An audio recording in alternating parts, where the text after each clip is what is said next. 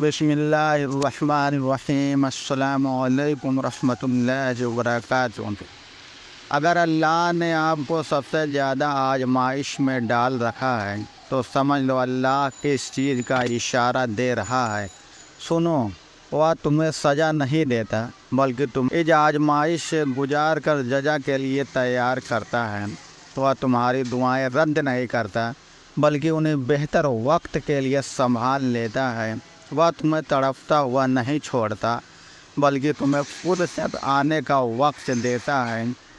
تم خود کو خود ہی توڑتے ہو مگر وہ تمہیں جوڑ دیتا ہے۔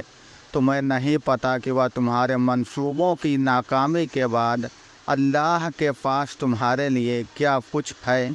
تم یقین رکھو، جس کا ملنا تمہیں کہیں سے بھی ممکن نہیں لگتا، اس کے پاس تمہارے لیے وہ کچھ ہے اور وہ تمہیں سب کچھ واپس لوٹا دے گا۔ مگر تب تباہی کے آغاز پر اتنے تباہ کن کیوں ہو جاتے ہو؟ ہماری ساری امیدیں کیوں کھو دیتے ہیں؟ ہم محض اللہ پر بھروسہ کیوں نہیں کرتے؟ ہماری پریشانی، تکلیف جو ایک عارضی مدت کے لیے ہماری زندگی میں آتی ہے، ہم کیوں بھول جاتے ہیں؟ جس ذات نے ہمیں آزمائش میں ڈالا ہے وہی ہمیں اس آزمائش سے نکالے گا۔ اللہ نے ہمیں جو کچھ بھی عطا کیا ہے، وہ مال و دولت ہو، اولاد ہو اور کوئی بھی قیمتی چیز اور آرشتہ، ان سب کا تعلق اس سے ہے اور ایک دن ہمیں اس کو واپس کرنا ہوگا۔ جب ہم سے کوئی چیز چھین لی جاتی ہے، ہمیں کسی مصیبت کا سامنا کرنا پڑتا ہے، تو ہمیشہ یاد رکھو کہ اللہ ہمارے ایمان کی آزمائش کر رہا ہے اور وہ جانتا ہے کہ ہم اس سے نعمت کے لیے کتنے مضبوط ہیں، ورنہ وہ کبھی ہمارے پاس نہیں آتا۔ پہلی بات تو یہ ہے کہ اللہ تعالیٰ کبھی کسی شخص پر اتنا زیادہ بوجھ نہیں ڈالتا جتنا وہ سہ نہ سکے۔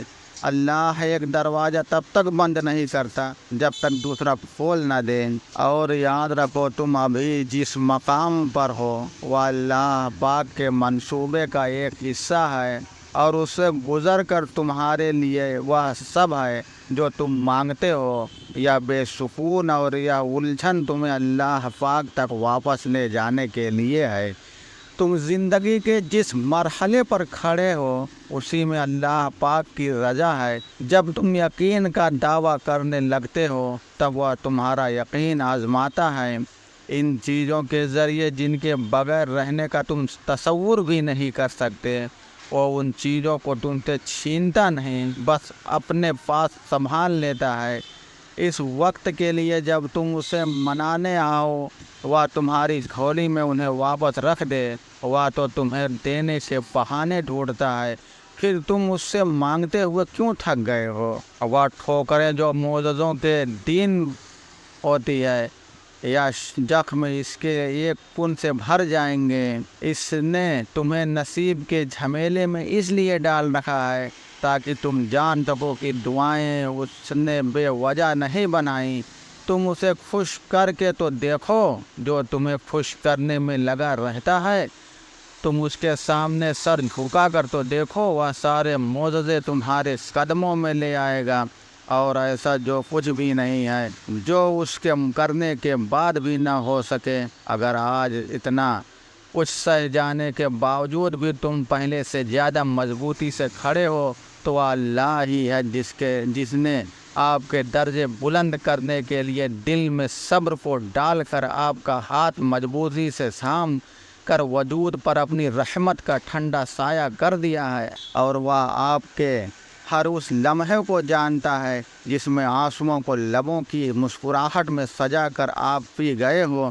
اللہ نے آپ کی آنکھوں سے چھلکنے والے ہر ایک آنسو کی گنتی سنبھال رکھی ہے۔ اب یقیناً کامل کے ہمراہ اپنی دعاؤں پر ڈٹے رہیں، یا تو بس آپ کے قلب میں رکھے گئے یقین کی گہرائی کو آزماتا رہا ہے۔ وہ آپ کے لیے مدد کے تمام دروازے کھولے گا، کیونکہ اسی نے تو کھولنے ہیں، اس کے سوا اور کون؟ البتہ ہو سکتا ہے تم سوچتے ہو آزمائش کا وقت بہت لمبا ہو گیا ہے، مگر در حقیقت ملاقات کا وقت بڑھا دیتا ہے۔ اللہ کو بہت پسند ہے جب تم دنیا سے نہیں اس سے مانگتے ہو، جب تم بے بسی کا رونا کائنات کے سامنے نہیں بلکہ اس کے سامنے روتے ہو، جب تم سب ختم ہو جانے کے بعد بھی اس یقین کے ساتھ دعا کرتے ہو کہ اس کے سوا کوئی تمہیں کچھ نہیں دے سکتا، جب تم سجدہ کرتے ہو، جب تم سانس کے لیے بغیر بے ساختہ اس کا نام پکارنے لگتے ہو، تب وہ تمہیں دیکھ کر مسکراتا ہے، وہ تمہارے یقین کا بھرم رکھ لیتا ہے اور تمہارے من کی لاج رکھ لیتا ہے، سارے وسوسے ختم کر دیتا ہے۔ اس کی مسکراہٹ دکھائی نہیں دیتی مگر محسوس کرو تو رگوں میں اس کی محبت کا رنگ خون کی مانند دوڑنے لگتا ہے۔ اس سے بہترین لکھاری تو کوئی ہو ہی نہیں سکتا۔ وہ اختیار ہونے کے باوجود نصیب کے پنوں کو اپنی چاہت سے تمہاری چاہت میں بدل دیتا ہے، اور یاد رکھو اگر اللہ نے آپ کو سب سے زیادہ آزمائش میں ڈال رکھا ہے تو سمجھ لو اللہ تعالیٰ تمہیں پسند کرتا ہے۔ تم خوش نصیب ہو کیونکہ تم اللہ کے پسندیدہ بندوں میں سے ہو۔